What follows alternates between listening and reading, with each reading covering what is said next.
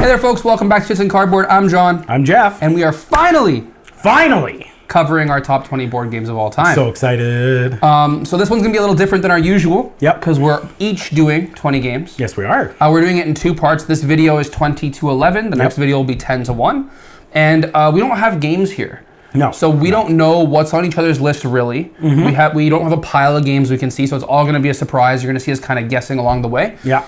This is by far our highest effort video. We have to take B-roll for the whole video for 40 games or so. Somewhere in between minimum 25, but more closer to 40. Yeah, so if you enjoy the video, comment down below, like and subscribe. If you disagree with anything we've said, or you have your own lists you'd like to share with us, we'd love to see them, so comment down below. Or you like our picks. Or if you like Let us know if you like our picks. Yeah. Anyway, we'll catch you in a moment. Yeah. Okay, Jeffrey. Yes. Starting down in the depths. Yeah, number 20. Number 20. Okay, so I am going to start this one off with an area control, tableau building game about domination and control in the Middle East. Oh, yeah. Sometime in the 1800s, something like that. So John already knows what it is. That game is PAX Premier 2nd Edition.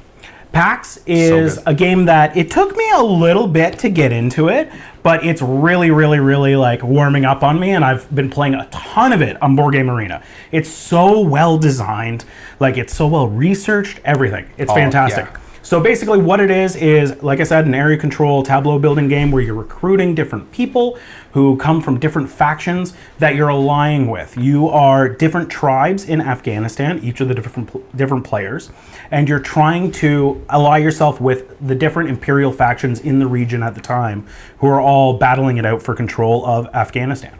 Those are the Russians, those are the British, and the Afghans themselves.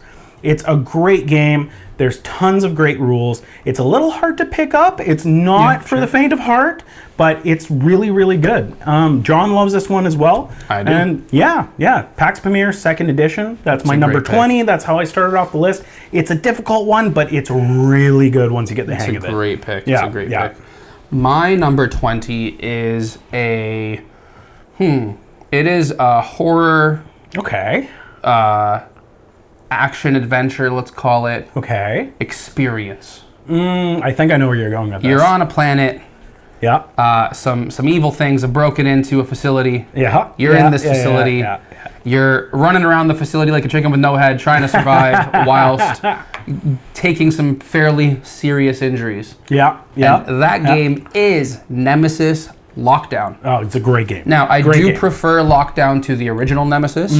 In Nemesis Lockdown, you're effectively, on your turn, you have a whole hand of cards. It's kind of like a asymmetric, just hand management kind of game, or deck management. Not really deck building, but deck management kind of game. Yeah. Basically, your cards do various things, and you have some basic actions. You spend certain cards to do other actions or other cards. Every time you move through rooms, you have to roll a noise dice.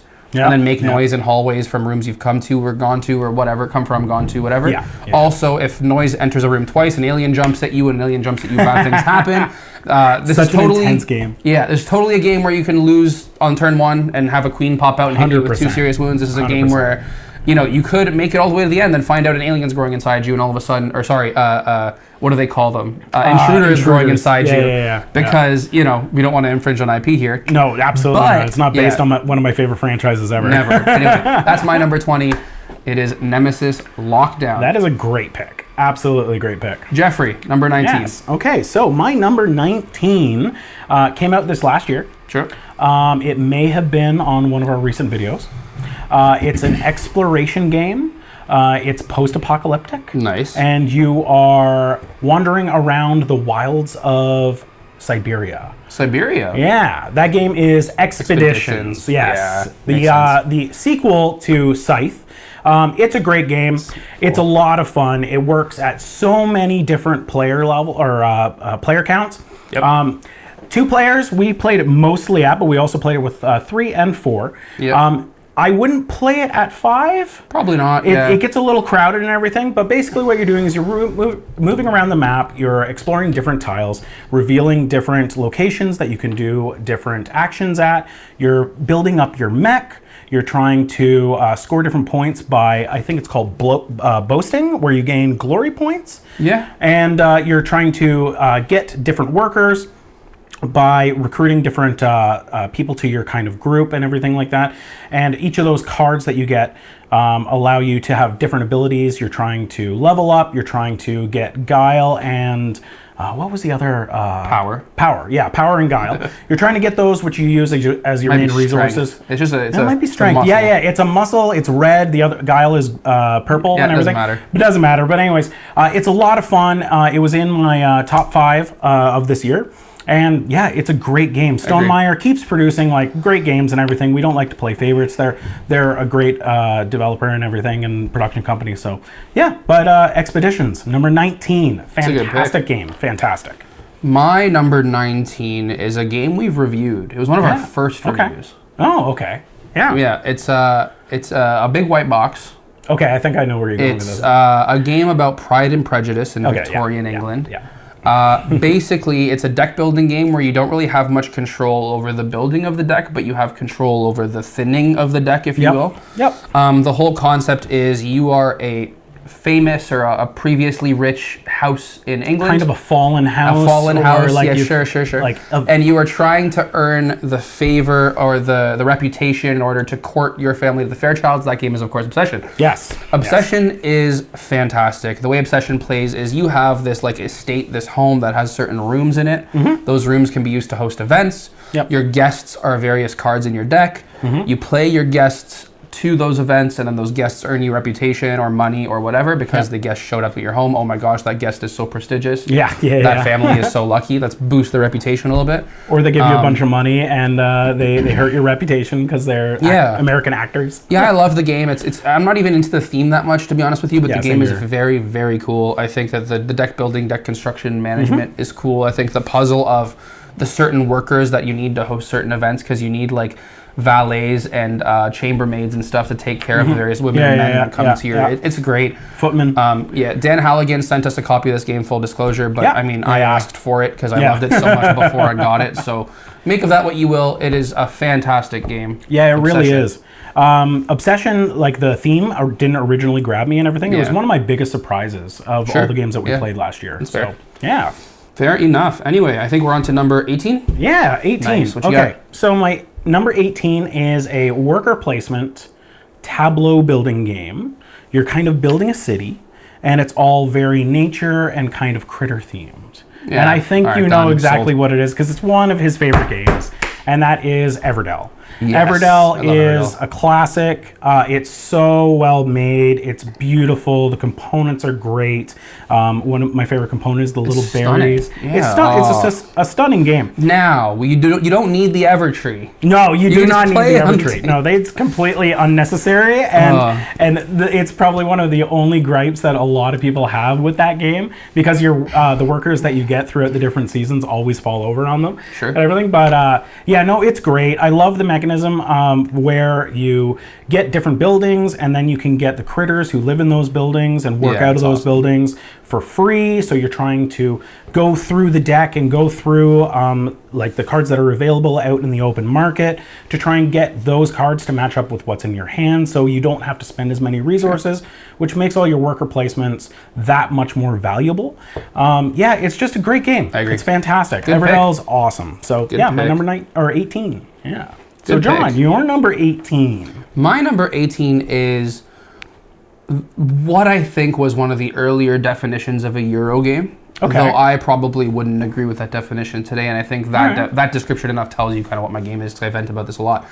In my game, you are rolling dice and using those dice to perform various actions depending on the dice face. Mm-hmm. You can, it's a tile placement, tile laying kind of game where you can draft tiles using dice, you can play tiles using dice. I think I know where you're going. And that game is Castles of Burgundy, specifically the Awakened Realms Special Edition. Yeah, it's beautiful. This is a game that I hadn't tried until the Special Edition came out, so I hadn't tried it until this year, mostly because I got into the hobby a few years ago, really into it, but I had friends who had Castles of Burgundy, and I kind of feel like I'd missed the wave of people really wanting to play it. Yeah. And then the new version came out, and I was like, you know what? This is a staple. I need to add this to my collection. Everyone loves it. Yeah, 100%. And then the second that came out, everyone was down to play it again. So I finally got it to the table. It is really fun. I love Castles of Burgundy. I don't think it's a Euro game. I think it's a little too much randomness, maybe. Like, you are operating in a moment with perfect information, but randomness can kind of shove you into the side a little bit. A little bit, yeah. There's mitigation and all that kind of stuff. I think Steffenfeld is brilliant. But anyway, that is mine. That is Castles of of Burgundy, which was my number 18 pick.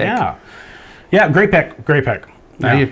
All right, so 17. on to 17. Okay, so my number 17 is a 2-player game. Sure. It is a resource gathering and production game, order fulfillment. Yeah. It is one game that I believe you consider one of the best 2-player games ever made. For sure. And that game is Beer and Bread. This is probably one of my most played games in the last year. I've got dozens of plays of this with various different friends and everything like that. And it's so good. I love the fruitful years that you go through and the dry years where your resources that are available to gather are different. You have to plan out what you're going to do and what you're going to try and produce, whether you're producing the beer or you're producing the bread in this competition between villages. You have to plan it out between turns because the resources that are going to be available are very different. And also when you go from a fruitful year to a dry year, you're going to be getting back any of the cards that you used to harvest. The fact that you have 3 different uses for all the cards in your hand and you're drafting those back and forth with your opponent is great. The scoring mechanism, I know you don't like it as much as I do, but I like the fact that you're only scoring for one of your different items that you're producing. You either score for beer or for bread, the one that you scored lower on, right? So it forces you to not just go whole hog just on one of them. You have to balance your play and you have to try and go for those cards that will let you balance that stuff out. Because if you score 30 points for beer and you only have 12 points for bread, you're going to score 12 points at the end of the game. It's tons of fun. It's amazingly well designed. It's probably one of my favorite Euro games. Yeah, it's fantastic. Yeah, that's a good pick. Beer and bread. My only issue with the scoring is more that it's not even an issue. It's just that the game encourages you to optimize versus do more. Let's say, which is fine. I mean, that's not a bad thing necessarily. I think that's kind of what makes the game. It's just, I don't know. I love just ramping points in. It's so good. I like dopamine hits. Fair. Anyway.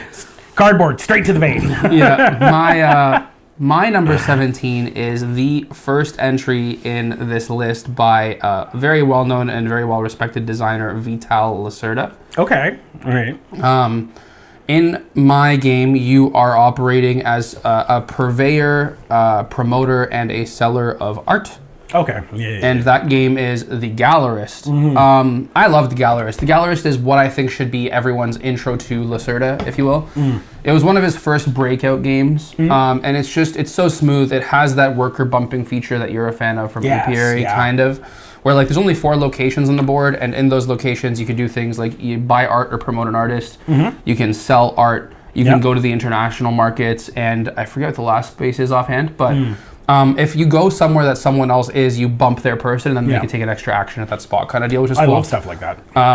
It plays really smooth. It's one of his lighter games to pick up as far as rule set goes, but it's as thinky as the rest of them. You have to think like 8 rounds in advance. You have to get the art and then also promote the artist and make the art be worth more, than eventually sell the art. And the game's currency for purchase and for selling is dollars, as well as victory points, which I kind of like. So like you're using your victory points to buy and sell and all that fun stuff. I really like that aspect in games.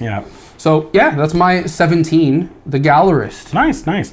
Well, I don't have any Lacerdas on my list, so spoiler, I need to play all of them, which John has been on my case for. You need to play more. Rightfully you need to play so. a Lacerda. Yeah, 100%. Yeah, 100%. anyway. They're so highly rated. Okay. All right. So my number 16 is my favorite hidden movement game ever. Which probably gives it away a little quickly to you. It is medieval fantasy themed. It's a 1 versus many, and that game is Beast. Beast is so much fun. I love the Beast. Theme and the artwork pulls me in so much. Yeah, they did a great job. It's so beautiful. Studio Midhall, I think it might still be on Late Pledge, just did like another round for Beast with all this like Shattered Isles expansion and stuff. I have Beast already, and I'm still so tempted to back it just for the acrylic standees. I looked at it so many times. I wouldn't want the minis. The minis are overkill for that game, but the acrylic colored standees are so nice because they've created such nice art. Yeah. Oh God, it's so beautiful. The drafting mechanic where you draft cards with your teammate if you're the hunters, and with the beast, and how those cards function differently depending on which team is using those is so good.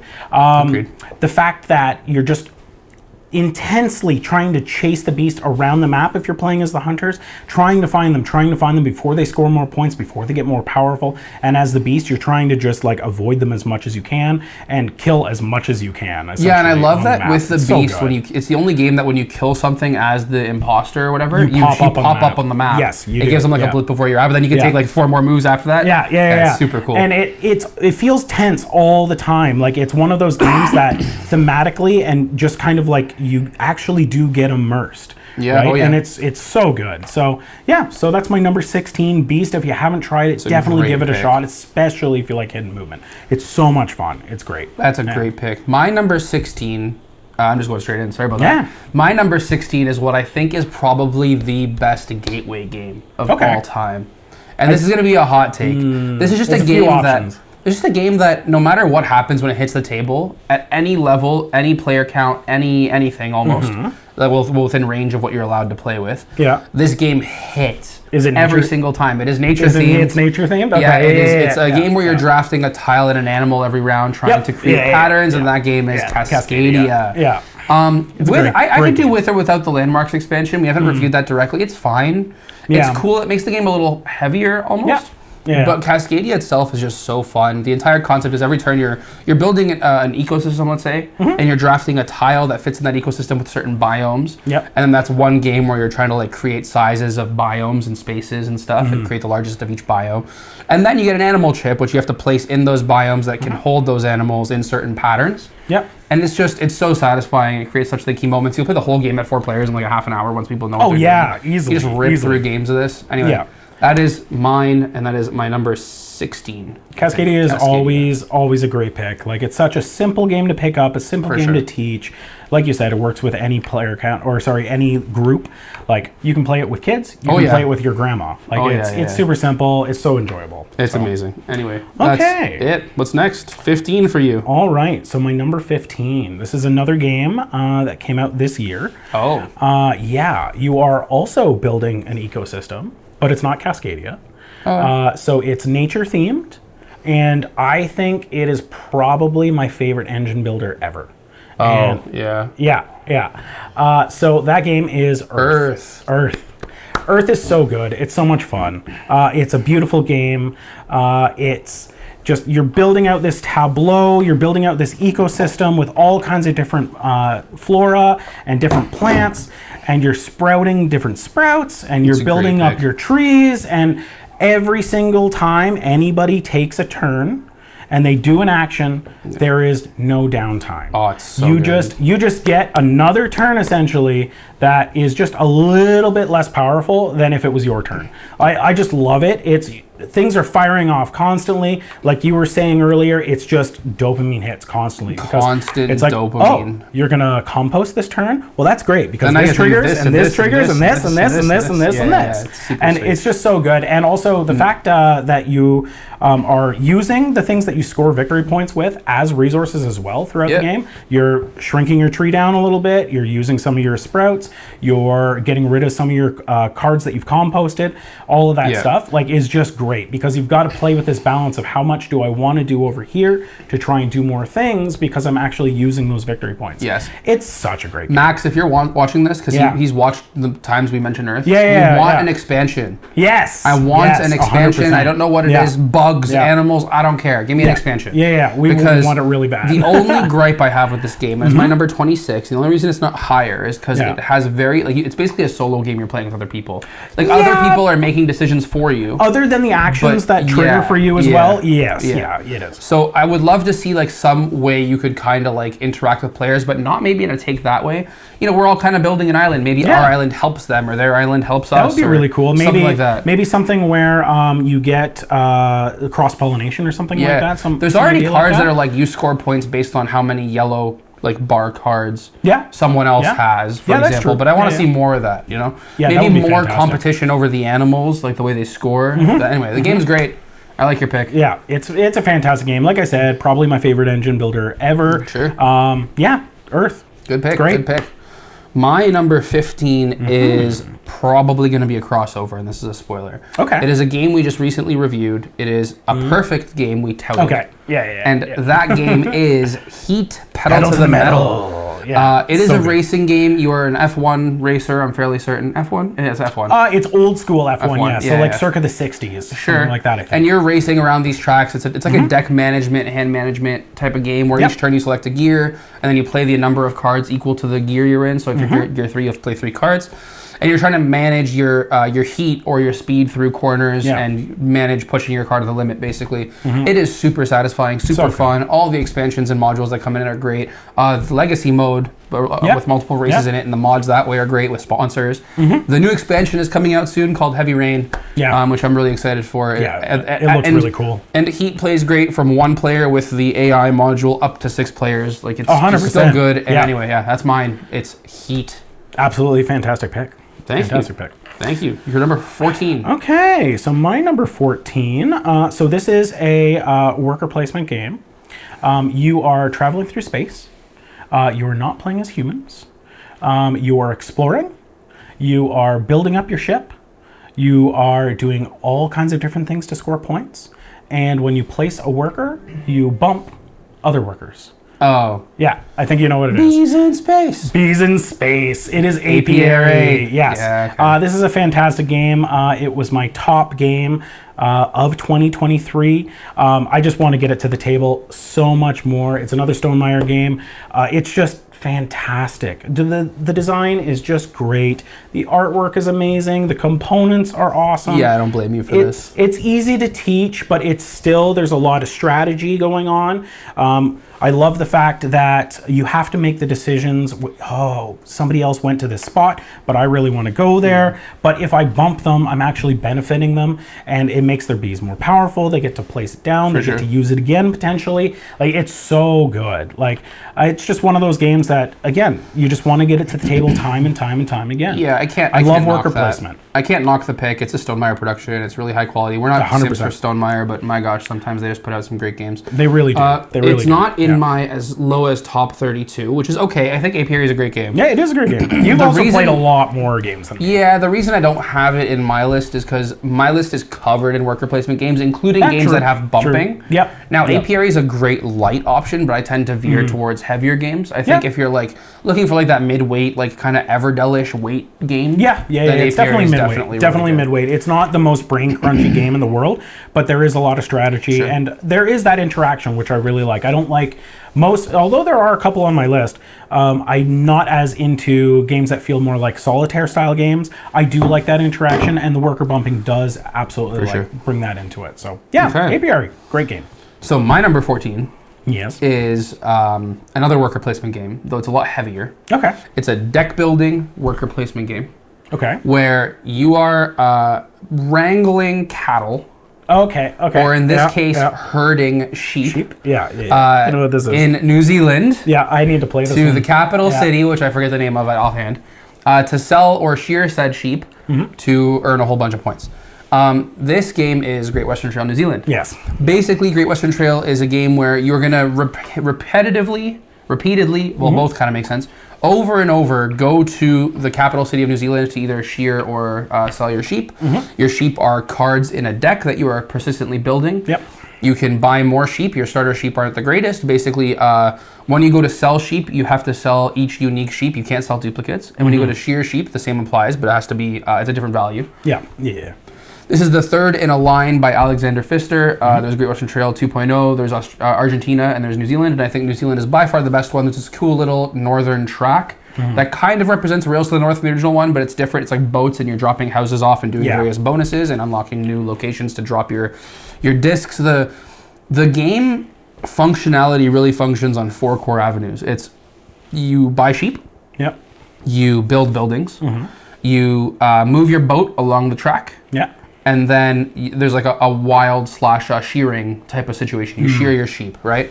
And then those 4 things are really your avenues, and you can split yourself across those 4 avenues. You can mix and match it.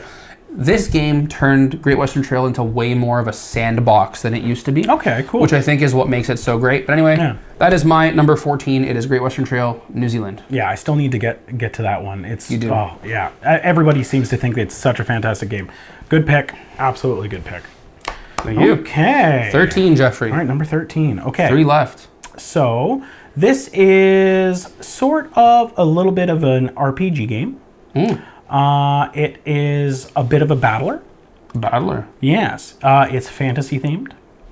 And there is a lot of dice. Maybe too many. Yeah. Even. Yes. So that game is Too Many Bones. Too Many Bones is fantastic. I love Too Many Bones. It's so much fun. The first time we played this, John went out the next day and picked up all the expansions for it. Yeah. It's sitting on its own shelf over there right now. Yeah. Well, all the expansions is a bit much. I have Too Many maybe Bones, not all I of have them. Undertow, That's true. There and are I some. have Undertow and Unbreakable, I think. Yeah. Or whatever it is. We still need to get to Unbreakable, or at least I do. Yeah, I forget what it's exactly called, that one. The starter boxes. We've mostly played the original, the core game of Too Many Bones. Yeah. But it's just so much fun. It's very difficult. And that's one of the things that I really like about it, because you can easily die, but it's a cooperative kind of dungeon crawler battler game. Playing it at 2 players, we're probably making it harder on ourselves, I think. When we play at 3, it's a little more balanced. We've done pretty well. We haven't lost as easily. That's exactly. for sure. So this would have been on my list, but I opted not to include legacy games because I want to do a different video. And I know it's not. You can play Too Many Bones as a one shot. Yeah. But for me, for Too Many Bones to be in that slot on my list, you need to play it as like the story. Yeah, the one gripe I have about this game, and Taylor also, my cousin, who we play with often. All the time. Yeah. The one gripe that we both have about this game is once you get your character to the point where they feel really powerful, the game ends. And so that campaign element definitely brings that in. So it's not a cheap game, but because it does function kind of like a campaign game as well, it's so overproduced. It could be so much cheaper than it is. Yeah, it could be like a $50 game. We love you, Chip Theory, but here's a tip. Apparently, buy it on their website. It's a lot cheaper. Yeah. So I've got it so that I want to buy a whole bunch more characters, but I want to do it when Skyrim comes in. So I go buy Skyrim off them with it. Yeah, that would be good. But yeah, we've had so much fun with this game. I want to play it so much more. I love dice games, but it's a game that you can always do something. You always feel like you're thinking it out. You're trying to not screw up and die, essentially. But it's just fantastic. So if you haven't tried Too Many Bones, it's really good. That's my number 13. Yeah. My number 13 is going to be quick, mostly because we talk about this game a lot and because the game's not overly complicated. Okay. It is a Oink game. It is the best of the Oink games. It is a trick-taking game or a ladder-climbing game, as some would call them. It is Scout. I'm surprised it didn't make my list, actually. Yeah. Scout is great. So it's our most played game of 2023. Yeah, 100%. It is a trick-taking game where you have a hand of cards. You can't change the order of the hand of cards. All you can do is like play them upside down or right side up. So good. And then you're just trying to create like runs and multiples, like etc. Sets, and play them against and you're beating the hand that came before you. The cool part is if you can't beat the hand that came before you have to take a card. Or even if you don't want to beat the hand that came before you, but you really want one of the cards, you have to take a card and then slot it into your hand anywhere and in either direction. Once you get better at the game, that's something that you realize you often can beat the hand that comes before you. But you don't want to because you don't want to because you want the card to make a better set for yourself. The first time you lay down a run of 1 to 10 is just like a it's so good. And everybody gets so mad at the table. It's fantastic. And they just have to keep taking card after card after card and they can't play. And you're just raking in those dollars. Anyway, it's so good. That is mine. That is Scout. I love Scout. Fantastic pick. I don't have my larger list in front of me, so I can't tell you where it placed for me. I think it was in my mid-20s. I was surprised it didn't make it higher, but it's so good. And it is our most played game. Sure. Yeah, it's fantastic. All right, your last one, Jeff. Okay. My second last one. Yep. So my second last one is a crossover. Oh. It's already been on your list. It is a tile placement game, and it is run primarily by rolling dice and placing those dice. Yes, Castles of Burgundy. Cool. So I will talk about this one briefly because John already covered it very well. But Castles of Burgundy, the special edition, is fantastic. You absolutely do not need the special edition. It is not cheap. Not strictly necessary. But it is absolutely beautiful. It's fantastic. This game has lasted through the ages. It's been out for a long time, and it's still in the top 10, 20, or 30 for so many people who played so many games. And that it's there for a reason. Totally. It's just so much fun. Yeah, Castles of Burgundy, my number 12. It's such a great game. Yeah. Great pick. Cool. So we're on number 12. My number 12 is a game that you first tried recently and you were pretty gung-ho about. Okay. It is a Western-themed sandbox game. And that game is Western Legends. Specifically, which you haven't tried with Annie Up and Blood Money. Yeah, I haven't tried so Western Legends is a sandbox, kind of like a gun-toting, cow wrangling, it's like just a sandbox. Anything you can do in a sandbox Western old Western game where you can be a criminal, you can be a marshal, you can arrest each other, you can fight each other. You're playing as famous historical characters. As famous Western characters. Yeah. And it's just great. Like anytime you fight, it's just like poker cards, and you just flip the highest card. Anytime you can go and actually play poker, you can go to, what do they call it? The cabaret. The cabaret, and spend a whole bunch of money and get a whole bunch of points. You're trying to become the most legendary person in the West. Yeah. Every time we've played this, I've had the background of that Seth MacFarlane movie, A Million Ways to Die in the West. Yeah. I've had the playlist going. It is I think Red Dead. That's what I think. Yeah, it's very Red Dead adjacent. Yeah. It's awesome. Anyway, that is my number 12. Yes, number 12. Western Legends. I probably, I just played it again, like you said recently. I very well may have had this on my list if I had played it more than once. I loved it. If you get a chance to try it, Western Legends is fantastic. So good. Okay, so number 11. My number 11. The last four. One. This part of our top 20. It's like your number one, but not your number one. Exactly. I know, right? It's exciting twice. It's exciting. It's exciting twice. Double. Double. So this game is a very highly rated game on BGG. Sure. It is beloved by a lot of people. It is not the easiest game to learn. It's a cooperative game, but you can also play it solo. It scales incredibly well. It's not really nature themed, but it's card driven. Okay. And that game is full of spirits. Oh. And that game is Spirit Island. Yes. Yeah. Spirit Island is a fantastic game. I actually played it for the first time this year. I've gotten about 5 plays or so in. I want to get it to the table again. It's so good. It's very crunchy. I would have gotten it to the table more if it wasn't such a long game, because it takes a few hours to do. I want to play it solo. I've never done it solo. Sure. But yeah, you're basically you and your friends, or solo, you're acting as spirits who are trying to defend an island out in the ocean away from colonizing agents who are coming across the seas and trying to settle in your land. You're trying to protect the native Dahan people and work with them to repel these invaders. Yeah, I love the theme. Oh, the theme is fantastic. It turns twists over, or like flips it on its head for the whole kind of like conquering a nation theme. You're defending. I love defense style games. It's not a base defense game, but you're defending the island. It's very thinky. It's simple in a lot of ways. All you're doing is playing a couple cards and placing your control around the island and trying to repel the invaders. But the decision-making space is absolutely immense. Yeah, it's great. And just the fact that throughout the entire game, right up until the end, if you win, you feel like you're going to lose the entire time. It feels so intense, and it's like, man, we got to do something. They're spreading corruption and just ruining the island. They're popping up cities and villages everywhere. They're killing the people that we're trying to protect. And then at the end of the game, you're a big rock dude, and you come and you avalanche like 3 cities all at once. Yeah. And win the game. It's so much fun. Yeah, I love Spirit Island. Spirit Island is great. I just got Horizons actually as a gift from John for Christmas. It's so good. So yeah, that's my number 11, Spirit Island. Number 11. Yeah. Spirit Island's my number 32. It would be higher if it was shorter, I think. Yes, that's my only complaint with the game. If you could knock that game out more easily in like an hour and a half, it would be so much better. But it's just amazing as is. Okay, well, Yeah. my number 11 and the last game of the video Yes. is it is also a worker placement tableau building game. Okay. You are going to be shooketh that it is this low on my list. It's probably dropped, I want to say 6 spots, but I haven't tabled it as much. Okay. I still love it as a game. I still think it's super approachable. It is critter themed. You are building buildings for said critters and putting said critters into the buildings. Yeah, it's Everdell. Oh my god, I can't believe it's this low. Yeah, I love Everdell. I can't believe it's this low. The big box is right up there. Mostly just because other games have come up. Like, I still love Everdell equally, but I've played 200 new games this year, or 160 or something. And before this year, I'd played like 160 other games total.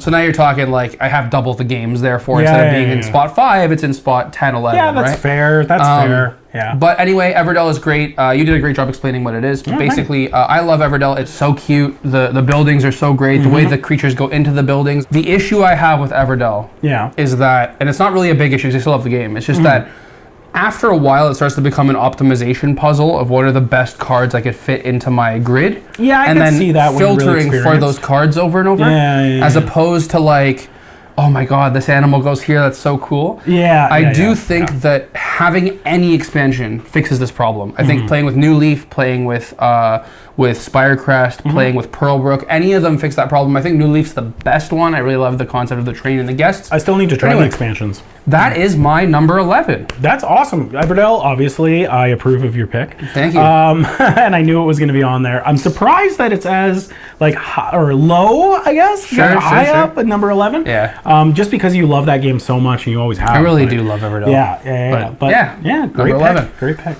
So that is it for our first half of the video. Yes, it is. Now, if you enjoyed this video, as I'll always say, like and subscribe. We do want to tell you, big news. We're going to be at BreakoutCon in Toronto. March 15th to 17th. We'll be staying in the Sheraton. Yes, we are. We'll be attending the event. We're going to be doing some stuff with Inside Up Games while we're there. We're working with the convention this year. We want to let you know that there's early bird tickets available in a link in our bio or in our description if you want to grab it. You can just click that link. There's going to be some discount on the tickets. We don't get anything from this. This is just for you guys to attend cheaper, maybe. A whole bunch of our group is going to be there too. So this channel started as like a game night on weekends type deal and became this over a period of time. A whole bunch of the game night group is going to be there. So shout out to Adam who's going to be showing up. Yeah, Shayna. Shayna's going to be there. Yeah, my cousin Taylor's going to be there. I think Leo's coming as well. So it's going to be a huge group. I can finally meet Leo. Leo, we're going to meet, man. I'm real. Leo is convinced that Jeff's an AI character I programmed. For the purpose of content creation, because we played so many games together and he's never met Jeff. When he said that in the group chat, it was hilarious. Anyway, we hope to see you there. If you're going, hit us up on Instagram at Chips and Cardboard. Let us know you're attending, and we'll definitely meet up with you, play some games. Yeah, and definitely. Our next video will be out in about a week, and it'll be our top 10 to 1. Yeah. So, super excited. Thanks for watching. Really appreciate you. Catch you next time. You're watching Chips and Cardboard. We're out. Later. Peace.